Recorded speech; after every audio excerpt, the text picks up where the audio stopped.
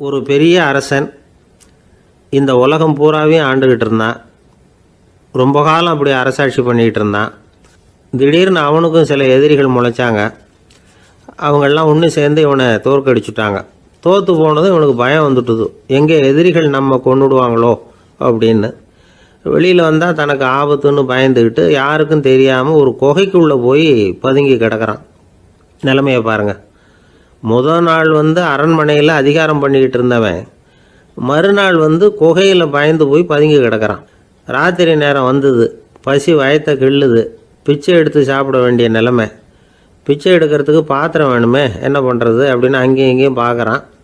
ஒரு மூலையில் யாரோ விட்டுட்டு போன ஒரு ஓடு கிடக்குது. அதை எடுத்துக்கிட்டு புறப்பட்டான். இருட்டில் வழி புரியல. ஏதோ ஒரு யூகத்தில் காலை மெதுவாக எடுத்து வச்சு நடந்து போயிட்டுருக்கிறான். வழியில் ஒரு கருப்பு நாய் படுத்து கிடந்தது. இருட்டில் அவன் இது கண்ணுக்கு சரியாக தெரியல. அவனுக்கு தவறி போய் காலை வச்சுட்டான் அது மேலே. நாய் சும்மா இருக்குமா, வள்ளுன்னு விழுந்து கடிச்சு விட்டுது. காலை பார்க்குறான், காலத்தையும் நினச்சி பார்க்குறான். அரண்மனையில் வீரக்கழல் அணிந்த காலை உடைய மன்னா அப்படின்னு புகழ்வாங்களே புலவர்கள்லாம். ஆனால் அது இன்றைக்கி நாய் கடித்த காலம் ஆகிட்டுதே அப்படின்னு நினைக்கிறான். அது மட்டும் இல்லை, முன்னாடியெல்லாம் பொற்கிண்ணங்களில் தான் அவன் சாப்பிடுவான். ஆனால் இப்போது உடஞ்சி போன ஓட்டு, அது ஓட்டை கையில் வச்சுக்கிட்டு நிற்கிறான். அதில் யாராவது சாப்பாடு போடுவாங்களான்னு. முன்னாடியெல்லாம் நிறைய பேர் அரண்மனைக்கு வருவாங்க. அரசருக்கு காணிக்கைன்னு சொல்லி இவன் காலடியில் கொண்டாந்து கொட்டுவாங்க. அப்போல்லாம் இவன் அந்த ஜனங்களுடைய முகத்தை திரும்பி கூட பார்க்கறதில்ல. ரொம்ப கர்வமாக உட்காந்துருப்பான். அதே ஆள் இன்றைக்கி எல்லார் கண்ணுலேயும் படுறது மாதிரி பிச்சை எடுத்துக்கிட்டு இருக்கிறான். அப்போலாம் காணிக்கைகளை தன்னுடைய கையால் வாங்கிறது தனக்கு கௌரவ குறைச்சல்னு நினச்சி தன்னுடைய வேலைக்காரங்களை விட்டு தான் அதை வாங்க சொல்லுவான். இப்போ பார்த்திங்கன்னா அவனே தன் கையாலேயே பிச்சை வாங்குறான். நினச்சி பாருங்கள், அந்த மனுஷன் முதல் நாள் அரசன், மறுநாள் பிச்சைக்காரன். எவ்வளோ வித்தியாசம்! செல்வம் தான் இப்படி ஒரு வித்தியாசம் ஏற்படுறதுக்கு காரணம். அப்படிப்பட்ட செல்வம் வாழ்க்கையை நடத்துறதுக்கு நமக்கு தேவை தான். ஆனால் அதையே நாம் அடைய வேண்டிய பயனாக நினைக்கிறோம் பாருங்கள், அதுதான் வேடிக்கை. இதை நம்மாழ்வார் அழகாக ஒரு பாசுரத்தில் சொல்கிறார். ஒரு நாயகமாய் ஓட உலகுடன் ஆண்டவர், கருணாய் கவர்ந்த காலர், சிதைகிய பானையர், பெருநாடு காண இம்மையிலே பிச்சைதாம் கொள்வர், திருநாரணன் தாழ் காலம் பெற சிந்தித்து உய்மினோ அப்படிங்கிறார் நம்மாழ்வார். ஒரு பெரிய பணக்காரர் ஒரு துறை வீட்டை போய், சாமி என்கிட்ட நிறைய பணம் இருக்குது, இருந்தாலும் நிம்மதி இல்லை, என்னால் நிம்மதியாக இருக்க முடியல, என்ன காரணம்னு கேட்டாராம். உடனே அந்த துறவி இதுக்கு நேரடியாக பதில் சொல்லாமல் பக்கத்தில் நின்றுக்கிட்டு இருந்த ஒரு குழந்தைய கூப்பிட்டார். அது ஓடியாந்தது. ஒரு ஆப்பிள் பழத்தை எடுத்து அது கையில் கொடுத்தார். அதை வாங்கிக்கிட்டு குழந்தை சிரிச்சுது. இன்னொரு பழத்தை எடுத்து கொடுத்தார். அதை இன்னொரு கையில் வாங்கிட்டு சிரிச்சுது. மூணாவது ஆப்பிள் எடுத்து கொடுத்தார். 2 பழத்தையும் நெஞ்சில் அணைச்சிக்கிட்டு 3ஆவது பழத்தையும் வாங்கிறதுக்கு முயற்சி பண்ணிச்சு. ஆனால் அது உடனே நழுவி கீழே விழுந்து உருண்டு ஓடிச்சு. ஏற்கனவே இருந்ததும் விழுந்துட்டுது. இப்போ அந்த குழந்தை அழ ஆரம்பிச்சுட்டுது. இப்போ அந்த துறவி பணக்காரர்கிட்ட சொன்னாராம், குழந்தைய கவனிச்சியா, 2 ஆப்பிள் போதும்னு அது நினச்சிருந்தா இப்போ அது அழ வேண்டிய அவசியம் வந்திருக்குமா அப்படின்னாராம். எதுவுமே அளவுக்கு மிஞ்சினா துன்பந்தான். இந்த காலத்தில் இதெல்லாம் யார் காதில் வாங்குறாங்க? ஒருத்தனை நல்ல வழிக்கு கொண்டு வரணும்னு நினச்சி அவனை கூப்பிட்டு உட்கார வச்சு இந்த கதையை சொல்லிகிட்டு இருந்தாங்க. சொல்லிவிட்டு அந்த குழந்தை செஞ்சது தப்பு தானே அப்படின்னு கேட்டிருக்கிறாங்க. ஆமாம், தப்பு தான், நானாக இருந்தால் அப்படி செஞ்சுருக்க மாட்டேன் நானா இவன். 2 பழமே போதும்னு சொல்லியிருப்பியா அப்படின்னு கேட்டிருக்காங்க.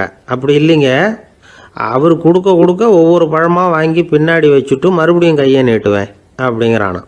இவெல்லாம் எந்த காலத்தில் திருந்துறது? ஒரு ஊரில் ஒரு மன்னர் இருந்தார். அழகான அரண்மனையில் அவர் இருந்தார். அந்த அரண்மனையை விட அழகாக ஒரு மாளிகையை அந்த ஊர்லேயே வேற ஒருத்தன் கட்டியிருந்தான். அப்படி கட்டி முடித்ததில் அவனுக்கு ரொம்ப பெருமை. எத்தனையோ செல்வந்தர்கள்லாம் பார்த்துட்டு, இந்த மாளிகையை விலைக்கு கொடுத்துட்றியா, எவ்வளவு விலை சொன்னாலும் சரி நாங்கள் வாங்கிக்கிறதுக்கு தயாராக இருக்கோம் அப்படின்னு சொல்லி கேட்டு பார்த்துட்டாங்க. நான் இதை விற்கிறதுக்கு தயாராக இல்லை அப்படின்னு சொல்லிவிட்டான். அவ்வளவு சிறப்பாக கலை அம்சத்தோடு அதை கட்டி முடிச்சிருக்கிறான். அதுவே ஒரு பெரிய அரண்மனை மாதிரி இருந்ததுன்னா பார்த்துங்களேன். சுற்றிலும் அழகான பூந்தோட்டம். ஒரு நாள் அவன் எங்கேயோ வெளியூர் போயிட்டு திரும்பி வந்துக்கிட்டு இருக்கிறான். அப்போது அந்த மாளிகை தீப்பெற்றி எரிஞ்சிக்கிட்டு இருக்கு. பதறி போட்டான். விலைக்கு கேட்டவங்க யாராவது இதை செஞ்சுருக்கணும், இல்லைன்னா மன்னரே செய்த சதியே என்னவோ, இப்படிலாம் அவனுக்கு சந்தேகம். ஒரு மூலையில் உட்காந்து அழ ஆரம்பிச்சிட்டான். அந்த சமயத்தில் அவனுடைய மகன் அங்கே ஓடி வந்தான். அப்பா அழாதீங்க, இதை நான் நேற்று ராத்திரியே நம்ம ஊர் மன்னருக்கு விற்றுட்டேன். இதை கட்டி முடிக்க நமக்கு எவ்வளவு செலவாச்சோ அதை போல் 3 மடங்கு விலைக்கு விற்றுட்டேன், கவலைப்படாதீங்க, இதை விட அழகான மாளிகையை நாம் புதுசாக கட்டிக்கலாம்னா. இதை கேட்டதும் அழுதுகிட்டு இருந்தவன் அழுகையை நிறுத்தினான், சிரிக்க ஆரம்பிச்சிட்டான். இதே இடத்த நான் மன்னர்கிட்ட இருந்து விலைக்கு வாங்குவேன், இதை விட அழகான மாளிகையை கட்டுவேன் அப்படின்னு சுற்றி நின்று எல்லார்கிட்டையும் சொல்லிக்கிட்டு இருந்தான். இந்த சமயத்தில் அவனோட இளைய மகன் ஓடி வந்தான். அப்பா, அண்ணன் சொன்னதெல்லாம் சரிதான், மன்னர்கிட்ட விலை பேசினதெல்லாம் உண்மைதான், ஆனால் விற்றது பேச்சு அளவில் தான். இனிமே தான் பத்திரம் வாங்கணும், எழுதணும், நீங்கள் கையெழுத்து போடணும், பதிவு பண்ணணும், மன்னர்கிட்ட பணம் வாங்கணும், அதுக்காகத்தான் உங்களை எதிர்பார்த்துக்கிட்டு இருந்தோம், அதுக்குள்ளே இப்படி ஆயிட்டுதுன்னா.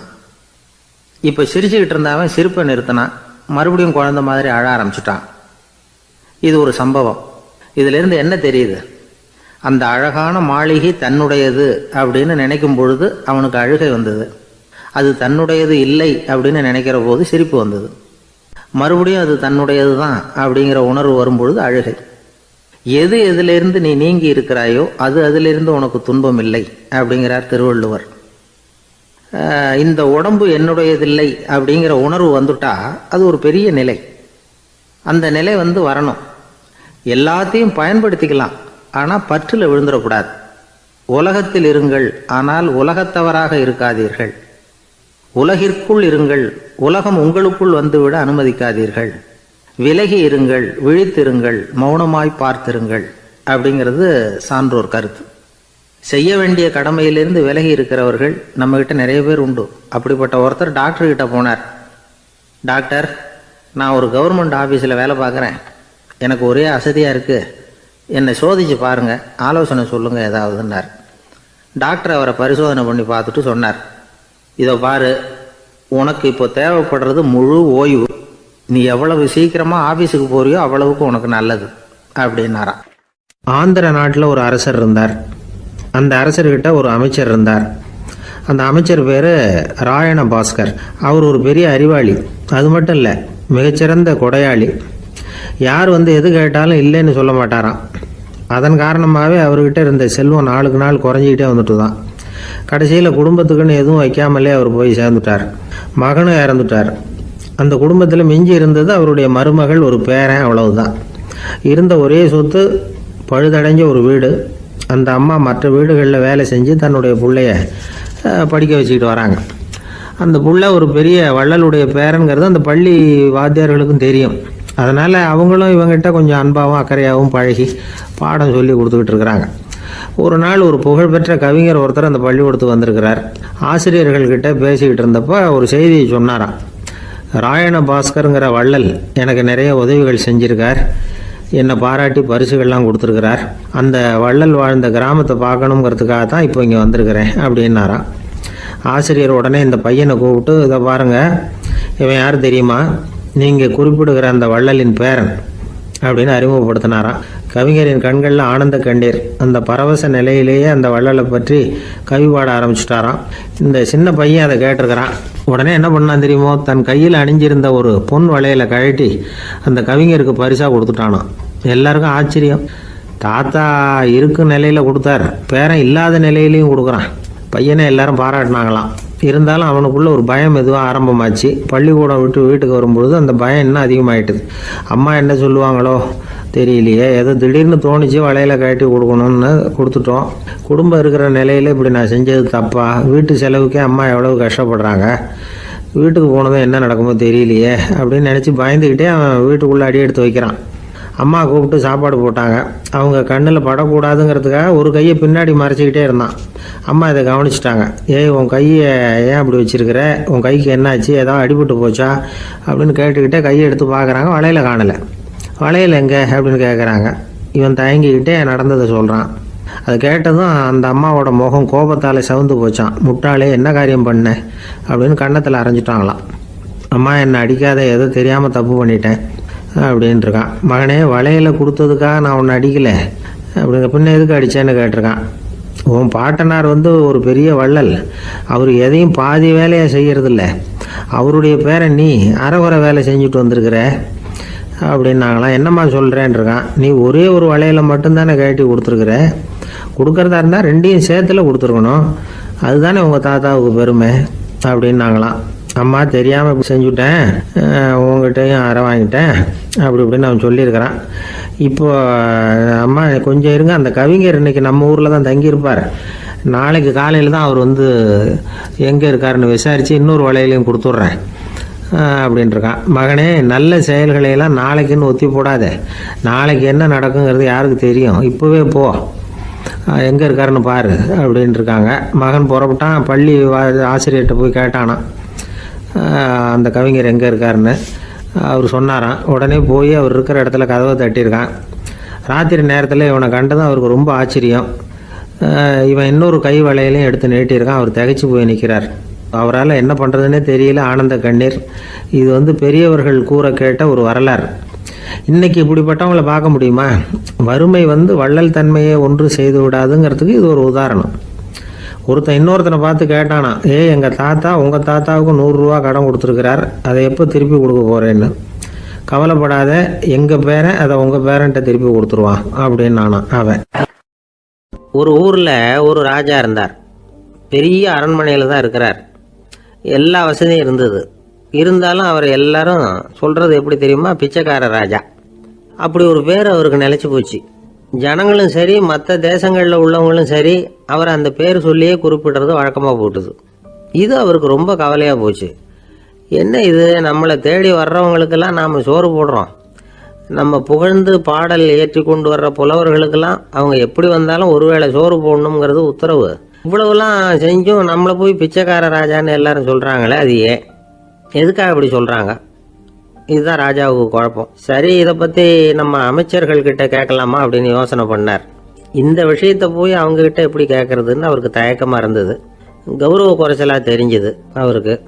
சரி, சாதாரண குடிமக்கள்கிட்ட இதை பற்றி கேட்கலாமா அப்படின்னு யோசனை பண்ணார். கேட்கலாம், ஆனால் அவங்க யாரும் ராஜா முன்னாடி வந்து நின்று தைரியமாக பேசக்கூடிய அளவுக்கு இல்லை. ராஜாவோட குழப்பம் நாளுக்கு நாள் அதிகமாக போச்சு. கடைசியாக அவர் ஒரு முடிவுக்கு வந்தார். அதாவது இதை பற்றி ஒரு பிச்சைக்காரங்கிட்டே கேட்டு பார்த்துட்டா என்ன. இதுதான் அவர் பண்ண முடிவு. உடனே மாறு வேஷம் போட்டுக்கிட்டு நகர்வலம் போனார். ஒரு பிச்சைக்காரனை கண்டுபிடிச்சார். இதை பாருப்பா, நம்ம ராஜாவை எல்லாரும் பிச்சைக்கார ராஜான்னே சொல்கிறாங்களே, அதுக்கு என்ன காரணமாக இருக்கும் அப்படின்னு கேட்டார். அதுக்கு அவன் சொல்கிறான், இதுக்கான பதிலை இன்னும் ஒரு 30 நாளில் சொல்கிறேன் அப்படின்னா. உடனே இவருக்கு சந்தோஷம். உண்மையை அவங்ககிட்ட சொன்னார். நான் வேற யாரும் இல்லை, நான் தான் இந்த நாட்டு ராஜா. இப்போ நீ என் கூடவே வந்துடு, அரண்மனையிலேயே தங்கிக்கோ. 30 நாள் கழித்து எனக்கு பதில் சொல்லிவிட்டு அதுக்கப்புறமா நீ போகலாம் அப்படின்னு சொல்லி அழைச்சிட்டு வந்துட்டார். அரண்மனையில் ஒரு மூலையில் அவன் தங்கறதுக்கு இடம் கொடுத்தார். தினம் 2 வேளையும் இவனுக்கு சோறு போடுங்க அப்படின்னு உத்தரவு போட்டார். ராஜா கொடுத்த இடத்துல போய் உக்காந்துக்கிட்டான் அந்த பிச்சைக்காரன். தினமும் அந்த அரண்மனையில் நடக்கிறதையெல்லாம் கவனிச்சிக்கிட்டு வந்தான். வேளைக்கு சாப்பாடு வரும், சாப்பிட்டுக்கிட்டு இருக்கான். இப்படி 30 நாள் முடிஞ்சுது. ராஜா வந்தார். என்ன, என்னோட கேள்விக்கு பதில் என்னன்னு கண்டுபிடிச்சிட்டியான்னார். கண்டுபிடிச்சிட்டேன்னா. என்ன எல்லாரும் பிச்சைக்கார ராஜான்னு சொல்கிறாங்களே, அது நியாயமாக படுதா உனக்குன்னு கேட்டார். நியாயமாக தான் படுது, சந்தேகம் இல்லாமல் நீங்கள் பிச்சைக்கார ராஜா தான். என்னதான் நீங்கள் வசதியோடவும் படைபலத்தோடவும் இருந்தால் கூட நீங்கள் வந்து எங்கள் வர்க்கத்தை சேர்ந்த ஆசாமி தான் அப்படின்னு அடித்து சொல்லிவிட்டான் அந்த ஆள். எதனால் அப்படி சொல்கிறேன்னு கேட்டார் இவர். அரசே, ஒரு உண்மையை கண்டுபிடிச்சி சொல்கிறதா நான் உங்ககிட்ட சொன்னேன். நீங்கள் ராஜ பரம்பரைன்னா உடனே உங்கள் கழுத்தில் கிடக்கிற முத்து மாலையை கழட்டி பரிசாக கொடுத்துருப்பீங்க, பொண்ணையும் மணியையும் கொடுத்துருப்பீங்க. ஆனால் நீங்கள் அப்படி செய்யலை. என்னை ஒரு மூலையில் உட்கார வச்சு 2 வேளை சோறு போட சொன்னீங்க. உங்களை தேடி யார் வந்தாலும், யார் வந்து பாராட்டி பேசினாலும் அல்லது பிரச்சனைகளை சொன்னாலும் நீங்கள் செய்கிற ஒரே காரியம் சோறு போடுறது தான். பிச்சைக்காரனுக்கு சோறு மட்டும்தான் உலகம். உங்கள் விஷயத்திலையும் நீங்கள் அப்படி தான் நினைக்கிறதாக தெரியுது. நல்லா கவனிங்க. எந்த ஒரு பிரச்சனைக்கும் சோறு தான் முடிவுன்னு நினைக்கிறீங்க பாருங்கள். நீங்கள் சந்தேகமில்லாத எங்களை சேர்ந்த ஆளு தான் அப்படின்னு விட்டான் அந்த பிச்சைக்காரன். அதுக்கப்புறம் தான் அந்த ராஜா தன்னுடைய தவறுகளை எல்லாம் தேர்த்திக்கிட்டாராம். பசின்னு வர்றவங்களுக்கு சோறு தான் போடணும், அது தப்பு இல்லை. பாராட்ட வர்றவங்களுக்கெல்லாம் சோத்தையே போட்டு அனுப்புனா இப்படி தான் பேர் வரும். எனக்கு தெரிஞ்ச ஒருத்தர் தினமும் யாராவது ஒருத்தரை தன் வீட்டுக்கு அழைச்சிட்டு போவார், சாப்பாடு போட்டு அனுப்புவார். முன்னறிவிப்பு இல்லாமல் திடீர்னு ஒரு விருந்தாளியோட வீட்டில் போய் இவர் நிற்கிறது வழக்கம். அந்த அம்மாவும் இவருக்காக தயார் பண்ணி வச்சிருந்ததை இவர் அழைச்சிட்டு வந்திருக்கிற விருந்தாளிக்கு போட்டுருவாங்க. விருந்தாளி சாப்பிட்டுட்டு போனதுக்கப்புறம் இவர் மனைவி கிட்ட உனக்கு சிரமம் வேணாம் அப்படின்னு சொல்லிவிட்டு பக்கத்தில் உள்ள ஒரு ஹோட்டலுக்கு போய் காசு கொடுத்து சாப்பிட்டுட்டு வந்துடுவார். பல நாள் இப்படி நடக்கும். ஒரு நாள் அவரை தனியாக கூப்பிட்டுக்கிட்டு போய் ஏன் இப்படி பண்ணுறீங்கன்னு கேட்டோம். அதுக்கு அவர் சொல்கிறாரு, எங்கள் வீட்டு சாப்பாட்டிலேருந்து தப்பிக்கிறதுக்கு எனக்கு வேற வழி எதுவும் தெரியல சார், அதனால தான் இப்படி பண்ணிகிட்டு இருக்கிறேன் அப்படின்னார். ரொம்ப பரிதாபம். ஒரு ஊரில் ஒரு மன்னன் இருந்தான், கொடுங்கோல் மன்னன். நிறைய தொந்தரவு பண்ணிக்கிட்டு இருந்தான். அவன் ஒரு தடவை என்ன பண்ணான் தெரியுமா? ஒரு தப்பும் பண்ணாத ஒரு இளைஞனை பிடிச்சி ஜெயிலில் அடைச்சுட்டான். அந்த பையனோட சொந்தக்காரங்கள்லாம் ராஜா கிட்ட போனாங்க. அவன் ஒரு தவறும் பண்ணலை, அவனை விடுதலை பண்ணுங்க அப்படின்னு கெஞ்சி கேட்டுக்கிட்டாங்க. மன்னன் வந்து யோசனை பண்ணான். அந்த இளைஞனை கூப்பிட்டுக்கிட்டு வர சொன்னான். அவனை கொண்டாந்து ராஜா முன்னாடி நிறுத்தினாங்க. இதை பாருப்பா, உன்னை நான் விடுதலை பண்ணுவேன், ஆனால் ஒரு கண்டிஷன். அந்த நிபந்தனையை நீ நிறைவேற்றினா உனக்கு விடுதலை அப்படின்னா மன்னன். சரின்னு ஒத்துக்கிட்டான் பையன். மன்னன் வந்து கண்டிஷன் என்னங்கிறத சொன்னான். உங்ககிட்ட ஒரு செம்மறி ஆட்டை கொடுக்க போகிறேன், 1 மாதத்துக்கு அதுக்கு தேவையான தீனியையும் கொடுக்க போகிறேன். 1 மாதம் கழித்து அந்த ஆட்டை வந்து எடை போட்டு பார்ப்பேன். அந்த ஆட்டின் எடை கொஞ்சம் கூட கூடி இருக்கக்கூடாது. எடை கூடி இருந்தால் உனக்கு விடுதலை கிடையாது. என்ன சொல்கிற அப்படின்னா. பையனுக்கு ஒன்றும் புரியல, பயமாக போயிட்டுது. குழம்பிக்கிட்டே நின்றுக்கிட்டு இருக்கிறான். சரி, ஒரு நாள் டைம் தரேன், நல்லா யோசனை பண்ணி பார்த்துட்டு நாளைக்கு உன் முடிவை சொல்லு அப்படின்னா மன்னன். பையன் கவலையோடு வெளியில் வந்தான். அங்கே ஒரு பெரியவர் நின்றுக்கிட்டு இருந்தார். அவர்கிட்ட விஷயத்தை சொன்னான். அந்த பெரியவர் இந்த பையனுக்கு காதோட காதாக ஒரு வழியை சொல்லி கொடுத்தார். அதை கேட்டதும் பையன் மறுபடியும் மன்னன் முன்னாடி வந்து நின்னா. உங்கள் நிபந்தனையை ஏற்றுக்கிறேன்னு சொன்னான். மன்னன் வந்து ஒரு ஆட்டுக்குட்டியையும் அதுக்கு 1 மாதத்துக்கு தேவைப்படுற தீவனத்தையும் கொடுக்கும்படியாக உத்தரவு போட்டான். கொடுத்தாங்க, ஓடிட்டு போயிட்டான். 1 மாதம் தினமும் தவறாமல் அந்த தீவனத்தை ஆட்டுக்குட்டிக்கு போட்டுக்கிட்டு இருக்கிறான். 1 மாதம் கழித்து அந்த ஆட்டை வந்து அரண்மனைக்கு ஓட்டிகிட்டு போனான். மன்னன் அதை எடை போட்டு பார்க்குறான், எடை கூடவே இல்லை, அப்படியே தான் இருக்குது. உடனே போட்ட நிபந்தனைப்படி அந்த இளைஞனை வந்து விடுதலை பண்ணிவிட்டான். சரி, ஆட்டுக்கு எடை கூடாமல் இருக்கிறதுக்கு அந்த பெரியவர் சொல்லி கொடுத்த யோசனை என்ன அப்படின்னா, அது வேற ஒன்றும் இல்லை. அந்த ஆட்டுக்கு எதிரில் அது கண்ணில் படுற மாதிரி ஒரு ஓநாயை கட்டி போட சொன்னார். அவ்வளவுதான். ஆட்டுக்கு ஓநாய்ங்கிறது பிறவி பகை. ஓநாயை பார்த்தா ஆடு நடுங்க ஆரம்பிச்சிரும், அவ்வளவு பயம். தினமும் அந்த ஆடு பயந்துக்கிட்டே தீனி சாப்பிட்டுது, எடை கூடல. அதுதான் ரகசியம். இது வந்து சின்ன பிள்ளைங்களுக்கான ஒரு கதை. இதிலேருந்து தெரிஞ்சுக்க வேண்டிய உண்மை என்னன்னா, நாமெல்லாம் சாப்பிட்றப்ப மனசும் உடம்பும் அமைதியாக இருக்கணும். அப்போ தான் அது உடம்புல ஒட்டும். அவசரத்துலையும் பயத்துலையும் சாப்பிட்டா அது சரியா ஜீரணமாகாது. இன்னொரு ராஜா இருந்தார். அவரும் ஒரு இளைஞனை ஜெயிலில் அடைச்சி விட்டார். விடுதலை பண்ணணும்னா ஒரு கண்டிஷன்னார். என்னன்னு கேட்டான். ஒரு ஆட்டுக்குட்டியை அவன் முன்னாடி கொண்டாந்து நிறுத்துவேன், நீ அதுக்கிட்ட ஒரு கேள்வி கேட்கணும், அதுக்கு சரியான பதிலை சொல்லணும். அப்படி செஞ்சுட்டா உனக்கு விடுதலைன்னார். இளைஞன் யோசனை பண்ணி பார்த்தான். சரின்னு ஒத்துக்கிட்டான். அது பிரகாரமே ஆட்டுக்குட்டியை பதில் சொல்ல வச்சுட்டான். என்ன நடந்தது தெரியுமா? ஆட்டுக்குட்டியை கொண்டாந்து நிறுத்தினாங்க. இவன் மெதுவாக அதுக்கிட்ட போனான். அது காதுகிட்ட போய் ஏப்ரலுக்கு அடுத்த மாதம் என்ன மாதம்னு கேட்டான். அது உடனே மேன்னு கத்திச்சு. இவன் விடுதலை ஆயிட்டான். ஒரு ராஜா இருந்தார். நாடு பூராவும் நிறைய மரங்களை நட்டு வளர்க்கணுங்கிறது அவரோட ஆசை. தானே அதுக்கு முன்மாதிரியாக இருக்கணும்னு நினைச்சார். அரண்மனையை சுற்றி மரங்களை நட்டு வளர்த்தார். இதை பார்த்துட்டு ஜனங்களும் அவங்கவுங்க வீட்டை சுற்றி மரக்கன்றுகளை நட்டு வளர்த்தாங்க. கொஞ்ச காலத்தில் ஊர் பூரா பசுமையாக மாறிச்சு. எல்லாருக்கும் சந்தோஷமாக இருந்தது. இது ஒரு பக்கம் இருக்கட்டும். இப்போ நான் சொல்ல போகிற கதை வேற. அதாவது, அந்த ராஜா ஒரு நாள் தன்னுடைய அரண்மனையை சுற்றி இருக்கிற விதவிதமான மரங்களை எல்லாம் போய் பார்த்தார். எப்படி இருக்கிறீங்க அப்படின்னு ஒவ்வொரு மரத்துக்கிட்டையும் விசாரிச்சாராம். எந்த மரமும் சந்தோஷமாக இருக்கிறதா தெரியல. அதுக்கும் மனசில் ஒரு குறை. முதல்ல ஆலமரத்துக்கிட்ட போனார். அது சொல்லிச்சு, மண்ணா, நான் நல்லா பெருசாக வளர்ந்துருக்கிறேன், அடர்த்தியாக இருக்கிறேன், கிளையெல்லாம் 4 பக்கமும் நல்லா படர்ந்து தான் இருக்குது, இருந்தாலும் எந்த பிரயோஜனமும் இருக்கிறதா தெரியல எனக்கு. என்னுடைய பழம்லாம் ரொம்ப சின்னதாக இருக்குது, என் கண்ணுக்கு சரியாக புறப்பட மாட்டேங்குது. நான் இருக்கிற சைஸுக்கு என்னுடைய கிளையில் இருக்கிற பழம்லாம் எவ்வளவு பெருசாக இருக்கணும், அது இத்தினூண்டு இருக்கிறது எனக்கு பெரிய அவமானமாக இருக்குது.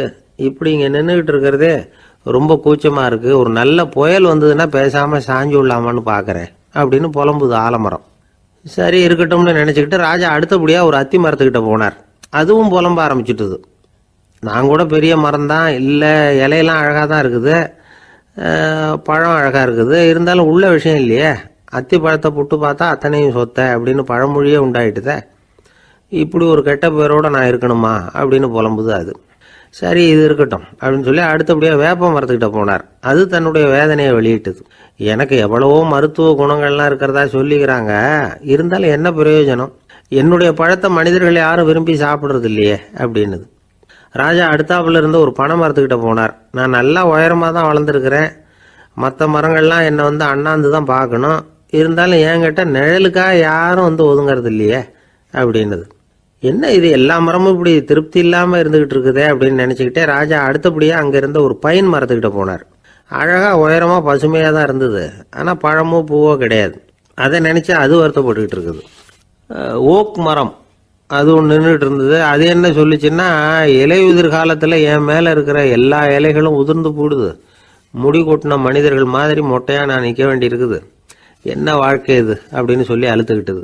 சரி, புளிய மரம் என்ன சொல்லுது பார்ப்போம்னு அதுகிட்ட போனால், என்னுடைய நிழலில் யாருமே தங்க மாட்டாங்க, உடம்புக்கு சூடுன்னு ஒதுங்கி போயிடுவாங்க, அடிமரத்தை பார்த்தீங்கன்னா பட்டையெல்லாம் உறிஞ்சி பார்க்கறதுக்கே கேவலமாக இருப்பேன் அப்படின்னுது அது. முருங்கை மரம் என்ன சொல்லிச்சு தெரியுமா, என்னுடைய இலை காயெல்லாம் சாப்பிட்றவங்களுக்கு சத்து கொடுக்கறது வாசம்தான், ஆனால் என் உடம்புல சத்தே கிடையாது, கொஞ்சம் வேகமாக காற்று அடிச்சதுன்னா முறிஞ்சி விழுந்துடுறேன், என்ன வாழ்க்கை இது அப்படின்னு சொல்லி அது வருத்தப்பட்டது. ராஜா யோசனை பண்ணார், என்ன இது மரங்கள் வந்து பூமியின் வரங்கள்னு சொல்கிறோம், மழை பெய்யறதுக்கு அதுதான் காரணம், பூமி செழிப்பாக இருக்கிறதுக்கும் அதுதான் காரணம், வீடு கட்டுறதுக்கு மரம், நாற்காலி செய்ய உபயோகப்படுத்துறதுக்கும் அதுதான் உபயோகப்படுது, மனுஷனுக்கு வேண்டிய ஆகாரங்களையும் கொடுக்குது, இப்படிலாம் இருந்தும் எல்லா மரமும் நிம்மதி இல்லாமல் இருந்துகிட்டு இருக்குதே அப்படின்னு நினைச்சார். அப்போ அங்கே இருந்த ஒரு மகிழ மரம் அவர் கண்ணில் பட்டுது. அந்த மரம் மட்டும் கொஞ்சம் நிம்மதியாக மகிழ்ச்சியாக இருக்கிறது மாதிரி தெரிஞ்சுது. உடனே ராஜா அதுகிட்ட போனார். உனக்கு மனசில் எதுவும் குறை இல்லையான்னு கேட்டார். இல்லை, நான் சந்தோஷமாக தான் இருக்கேன்னு அந்த மகிழ மரம். அப்படியான்னு ஆச்சரியமாக கேட்டார் ராஜா. ஆமாம் மன்னா, இந்த இடத்துல நீங்கள் ஒரு முருங்கை மரத்தையோ வேப்ப மரத்தையோ கூட நட்டிருக்கலாம், ஆனால் இந்த இடத்துல நடுறதுக்கு என்ன தேர்ந்தெடுத்திருக்கிறீங்க, அதுவே எனக்கு பெருமை, அதுவே எனக்கு திருப்தி அப்படின்னு தான் மகிழ மரம். மகிழ மரம் சாதாரணமாக தான் இருக்கும், இளம் மஞ்சள் நிறத்தில் பூக்கள், அது காய்ந்தும் மனம் வீசும். மகிழ மரம் மாதிரி மன திருப்தியோடு வாழறதுக்கு நாம் கற்றுக்கணுமா. நாம் இந்த உலகத்தில் ஒரு நாயாவோ நரியாவோ கூட பிறந்திருக்கலாம், மனுஷனாக பிறந்திருக்கிறோம், அதுவே பெருமை தானே. இந்த நிறைவு தான் மகிழ்ச்சியின் ரகசியம். ஒரு பையன் அப்பா கிட்ட போய், அப்பா நீங்கள் இந்த உலகத்தில் ஒரு மனுஷனாக பிறந்தது என்னோட அதிர்ஷ்டம் நானா. ஏண்டா அப்படி சொல்கிறேன்னு இருக்கார் அப்பா. நீங்கள் ஒரு கரடியாக பிறந்திருந்தா இந்நேரம் நானும் ஒரு கரடி குட்டியாக தானே இருந்திருப்பேன் அப்படின்னு நானா பையன். ஒரு ஊரில் ஒரு குரு இருந்தார், ஜென் குரு. அவரை தேடிட்டு ஒரு மன்னர் வந்தார். வந்தவர் ஜப்பான் மன்னர். தோட்டக்கலையை பற்றி தெரிஞ்சுட்டு போகிறதுக்காக அவர் வந்தார். எப்படி தோட்டம் அமைக்கிறது அப்படிங்கிறத பற்றி அந்த குரு விவரமாக சொல்லி கொடுத்தாரு. ஒரு நாள் 2 நாள் இல்லை, 3 வருஷம் கற்றுக் கொடுத்தார். அதுக்கப்புறம் சொன்னார், நான் கற்றுக் கொடுத்துட்டேன், இனிமேல் நீங்கள் போகலாம், போய் தோட்டம் அமைக்கலாம், அதுதான் உங்களுக்கு பரிசை. தோட்டம் அமைச்ச பிறகு சொல்லி அனுப்புங்க, நான் வந்து பார்க்குறேன், நீங்கள் இங்கே என்னவெல்லாம் கற்றுக்கிட்டீங்களோ அதையெல்லாம் அங்கே செயல்முறையில் செஞ்சு காட்டுங்க அப்படின்னு சொல்லி அனுப்பி வச்சார். மன்னர் போனார். அரண்மனைக்கு பக்கத்திலே ஒரு பெரிய தோட்டத்தை உண்டு பண்ணினார். அழகான மரங்களையும் செடிகளையும் உருவாக்கினார். கிட்டத்தட்ட 1000 தோட்டக்காரர்களை பயன்படுத்தி 3 வருஷங்கள் முயற்சி பண்ணி அந்த அழகான தோட்டத்தை உருவாக்கினார். குருகிட்ட இருந்து செய்தி வந்தது, நாளைக்கு வந்து தோட்டத்தை பார்க்குறேன் அப்படின்னு. மன்னர் உடனே சுறுசுறுப்பாயிட்டார். முதல் நாளே தோட்டத்தை சுத்தப்படுத்தினார். ராத்திரி பூரா யாரும் தூங்கலை, எல்லாருக்கும் தோட்டத்தை ஒழுங்குபடுத்துகிற வேலை. அது அந்தந்த இடத்துல ஒழுங்காக இருக்குதா அப்படின்னு சரி பார்த்தாங்க. ஒரு தவறும் இல்லாத வகையில் அதை ஒழுங்குபடுத்தினாங்க. மறுநாள் குரு வந்தார், தோட்டத்தை பார்த்தார். அவருக்கு கோபம் வந்துட்டுது. மன்னருக்கு ஆச்சரியம், எப்பவும் சிரிச்சுக்கிட்டே இருக்கிறவர் இப்போ இப்படி இருக்கிறாரே அப்படின்னு. மெதுவாக குரு கிட்ட போய், எல்லாம் சரியாக தானே இருக்குது அப்படின்னார். எல்லாம் சரிதான், ஆனாலும் எங்கே அந்த பொன்னிற காற்று அப்படின்னார். உதிர்ந்த இலைகள், பொன் மஞ்சள் நிற இலைகள் காற்றில் அப்படி புரண்டு ஓடுவதை நான் பார்க்க முடியவில்லையே அப்படின்னாராம். அது இல்லாமல் இந்த தோட்டம் உயிரோட்டம் உள்ளதாக இருக்காது, இதில் பாடல் இல்லை, ஆடல் இல்லை, அதெல்லாம் இல்லாமல் இந்த தோட்டம் ரொம்பவும் செயற்கையாக தெரியுதேன்னாராம். மன்னர் இப்போ தான் யோசனை பண்ணார். கீழே கிடந்த காஞ்சி போன இலைகள் மட்டும் இல்லை, மரத்தில் இருந்த காஞ்சி போன இலைகளையும் அப்புறப்படுத்தி சுத்தமாக வச்சிருக்கிறார். இறப்பும் வாழ்க்கையினுடைய ஒரு பகுதி தான், மரணம்ங்கிறது வாழ்க்கைக்கு எதிரானது அல்ல, அதை நிரப்பும் ஒரு பகுதி தான் அது. மரணம் இல்லையில் வாழ்க்கையே இல்லை அப்படிங்கிறது பெரியவங்க கருத்து. இப்போ அந்த தோட்டம் அழகாக தான் இருக்குது, இருந்தாலும் அது ஒரு ஓவியம் மாதிரி உயிர் இல்லாமல் இருக்கு. குரு ஒரு வாளியை கையில் எடுத்துக்கிட்டார். தோட்டத்தை விட்டு வெளியில் போனார். ஏற்கனவே வீசி எறிந்த அந்த சருகுகளை எல்லாம் அள்ளி கொண்டுகிட்டு வந்தார். உள்ள எல்லா இடங்கள்லையும் அதை வீசினார். உடனே காற்று அந்த காய்ந்த சருகுகளையும் பழுத்த இலைகளையும் அசைக்க ஆரம்பிச்சுட்டுது. இப்போ அங்கே சலசல சத்தம், சங்கீதம், இலைகளின் நடனம், ஓவியம் மாதிரி இருந்த அந்த தோட்டத்துக்கு இப்போ உயிர் வந்துட்டுது. இதுதான் அந்த பொன்னான காற்று அப்படின்னாராம் குரு. மன்னருக்கு புரிஞ்சுது. மிகப்பெரிய ஜென் கேள்வி ஒன்று உண்டு. உம்மான் அப்படிங்கிற ஒரு பெரிய குருவை பார்த்து துறவி ஒருத்தர் கேட்டாராம், இலைகள் எல்லாம் கீழே விழுந்து மரங்கள் மொட்டையாக இருக்கும் பொழுது என்ன நடக்கும்? இதுதான் கேள்வி. இதுக்கு உம்மான் சொன்ன பதில் பொன்னான காற்று, தி கோல்டன் விண்ட் அப்படின்னாராம். இதுக்கு என்ன விளக்கம்னா, உன்னுடைய எண்ணங்கள் எல்லாம் உன்னுடைய மனசிலிருந்து கீழே விழுந்து உனது உள்ளுணர்வானது மொட்டையாக நிற்கும் நிலைதான் அது. உனது வேர்களின் அருகில் காற்று வீசுகிறது. எல்லா எண்ணங்களும் உன்னிலிருந்து வெகு தூரத்துக்கு புரண்டு கொண்டே சென்று விடுகிறது. நீ அவற்றை கடந்து விட்டால் நீ அவைகளுக்கெல்லாம் மேலெழுந்து கீழே பார்ப்பவனைப் போல நிற்க ஆரம்பித்து விடுவாய். அதுதான் தியானம் என்பது அப்படின்னு சொல்றாங்க. தியானம்ங்கிறது எண்ணத்துக்கு எதிரானதில்லை. தியானம்ங்கிறது எண்ணங்களை கடந்து செல்வது தான். அதுக்கப்புறம் நாம பொன்னிற காற்றுல ஆட ஆரம்பிச்சிருவோம். இதுதான் பெரியவர்கள் சொல்றது. என்கிட்ட ஒருத்தர் தோட்டம் அமைக்கணும்னு யோசனை கேட்டு வந்தார். எல்லாம் சொல்லி கொடுத்தேன். செடிகள்லாம் செழிப்பா வளரணும்னா வேர் காயாம பார்த்துக்குங்க, தினமும் தண்ணி விடுங்க அப்படின்னு சொல்லி அனுப்பி வச்சேன். ஒரு மாசம் கழிச்சு ஒரு தோட்டத்தை பார்க்கறதுக்காக போனேன். போய் பார்த்தா எல்லா செடியும் வாடி கிடக்குது. என்னங்க இப்படி பண்ணிவிட்டீங்கன்னு. நீங்க சொன்னபடி தான் செஞ்சேன்னார். என்ன செஞ்சீங்கன்னு கேட்டேன். வேர் காயாம பார்த்துக்க சொன்னீங்க, தினமும் ஒரு தடவை எல்லா செடியையும் ஒவ்வொன்றா பிடுங்கி பார்த்து வேர் காயாம இருக்கா அப்படின்னு பார்த்துட்டு அதுக்கப்புறம் தண்ணி பாய்ச்சனே, அவ்வளவுதான் அப்படின்னார். விவசாயிகள் அவங்க விவசாயம் முன்னேறி இருக்கிற அளவுக்கு விவசாயிகளுடைய வாழ்க்கை தரம் முன்னேறல. அந்த அளவுக்கு அவர்கள் நாட்டுக்காக உழைச்சிக்கிட்டு இருக்கிறாங்க. அந்த காலத்திலே அதை பத்தி ஒரு கதை சொல்றது உண்டு. ஒரு வயசான ஆளு நிலத்துல ஏறு உழுதுகிட்டு இருந்தாராம். கிழிஞ்சு போன ஒரு சின்ன துண்டை தான் இடுப்புல கட்டியிருந்தாராம். தலையில ஒரு கந்தலை சுத்தி இருந்தார். உடம்பு பூரா சேரு, ரொம்ப ஏழை. ஏறு ஓட்டிட்டு இருக்கிறவர் வேற எப்படி இருப்பார்? இருந்தாலும் அந்த ஆளு ரொம்ப ஜாலியா பாட்டு பாடிக்கிட்டே ஏறு உழுதுகிட்டு இருந்தாராம். உடம்புலதான் அவர் ஏழையை தவிர மனசுல ஒரு ஏழையா தெரியல. அந்த சமயத்துல அந்த நாட்டு ராஜா அந்த பக்கமா குதிரை மேல வந்தாராம். வேட்டைக்கு போயிட்டு பரிவாரங்களோட திரும்பி வந்துகிட்டு இருக்கிறார். ரொம்ப செல்வ செழிப்புல இருக்கிற ராஜா அவர். அவரு இந்த வயசான விவசாயியை பார்த்திருக்கார். இந்த ஆளு ரொம்ப ஏழைங்கிறது அவர் பார்த்தாவே பளிச்சுன்னு தெரியுது. கட்டிக்கிறதுக்கு நல்ல துணி இல்லை, உடம்போ இழைச்சி போயிருக்குது, வயிறு முதுகுல போய் ஒட்டிட்டு இருக்கு, கண்ணு குழு விழுந்து போயிருக்குது. ஆனாலும் முகத்தை பார்த்தா சந்தோஷமா இருக்கிற மாதிரி இருக்கு. இவ்வளவு உற்சாகமா பாடிட்டு இருக்கிறாரே அப்படின்னு ஆச்சரியமா நினைச்சு பார்த்தார் அந்த ராஜா. சரி, அவர்கிட்ட கொஞ்சம் பேச்சு கொடுத்து பார்க்கலாம் அப்படின்னு முடிவு பண்ணார். ஐயா பெரியவரே, இப்படி கொஞ்சம் வர முடியுமான்னாராம். பொழுது போறதுக்குள்ள நான் இந்த வயல் பூரா உழவு ஓட்டி ஆகணும், அதனால பேசுறதுக்கு நேரம் இல்லை அப்படின்னாராம் அந்த பெரியவர். என்ன அவ்வளவு அவசரமா? மீதி இருந்தா நாளைக்கு உழுவக்கூடாதா? அது சரி, உனக்கு எத்தனை ஏக்கர் நிலம் இருக்கு அப்படின்னு விசாரிச்சிருக்கார் ராஜா. எனக்குன்னு சொந்தமா உள்ளங்கை அளவு கூட நிலம் கிடையாது. இது எங்க முதலாளியோட நிலம். இதை பூராவும் உழுது முடிச்சாதான் அவர் கூலி கொடுப்பார். நான் கூலிக்கு உழுதுகிட்டு இருக்கிறேன். உங்ககிட்ட பேசிக்கிட்டு இருந்தா அவருக்கு துரோகம் பண்ணது மாதிரி ஆயிடும் அப்படின்னாராம். ராஜா குதிரையை விட்டு கீழே இறங்கினார். வரப்புல நடந்து அந்த பெரியவர்கிட்டயே போனாராம். சரி, ஒரு நாள் பூரா உழுதா உனக்கு எவ்வளவு கூலின்னு கேட்டிருக்கார். 8 அணா கூலி கிடைக்கும்னாராம் அவர். இது ரொம்ப காலத்துக்கு முன்னாடி நடந்த ஒரு சம்பவங்கிறதுனால அப்ப 8 அணா கூலிங்கிறது ரொம்ப பெருசு. இருந்தாலும் அதுவும் அந்த ராஜாவுக்கு பெரிய கூலியா தெரியல. இவ்வளவுதானா, இதை வச்சுக்கிட்டு நீ எப்படி காலம் தள்ளுற அப்படின்னாராம். ஒன்னும் கவலை இல்லை அப்படின்னாராம் அவரு. ராஜாவுக்கு ரொம்ப ஆச்சரியமா போச்சு. 8 அணா கூலி வாங்குற இந்த ஆளு கவலை இல்லாம இருக்கிறார், ஏராளமான வசதியோட இருக்கிறன்னா கவலை இல்லாம வாழ முடியலையே அப்படின்னு நினைச்சு பார்த்திருக்கார். அது சரி, 8 அணாவில் எப்படி குடும்பம் நடத்துற அப்படின்னு கேட்டாராம். எனக்கு கிடைக்கிற 8 அணாவில் 2 அணா குடும்பத்துக்கு செலவழிக்கிறேன், 2 அணா பழைய கடனுக்கு கொடுக்குறேன், 2 அணா தர்மம் செய்யறேன், 2 அணா வட்டிக்கு கொடுக்குறேன், ஒரு குறையும் இல்லைன்னாராம். ராஜாவுக்கு ஒன்றும் புரியல. எனக்கு ஒன்றும் புரியலையேன்னு இருக்காரு. ஐயா, எனக்கும் என் மனைவிக்கும் 2 அணா செலவாகுது. வயசான அம்மா அப்பா இருக்கிறாங்க, சின்ன வயசுல என்னை காப்பாத்தினவங்க அவங்க. அந்த கடனுக்கு 2 அணா செலவாகுது, அது பழைய கடன். என் தங்கச்சி ஒருத்தி ஆதரவு இல்லாத நிலைமையில தன்னுடைய மகனோட என் வீட்டுல இருக்கிறா. அவளுக்கும் அவள் மகனுக்கும் 2 அணா செலவு பண்றேன், அது தர்மம். எனக்கு 2 பிள்ளைங்க இருக்கிறாங்க, அவங்களுக்கு 2 செலவு பண்ணுறேன், அது வட்டிக்கு கொடுக்கறது மாதிரி. பிற்காலத்தில் அவங்க எங்களை காப்பாற்றுவாங்க. அந்த வகையில் நான் திருப்தியோடு வாழ்ந்துகிட்டு இருக்கிறேன் அப்படின்னாராம். ராஜாவுக்கு அர்த்தம் புரிய ஆரம்பிச்சுதான். அந்த பெரிய நிலத்தை விலை கொடுத்து வாங்கி அந்த பெரியவருக்கே தானமாக கொடுத்துட்டாராம். இப்போ ஊழவருக்கே நிலம் சொந்தமாயிட்டுது.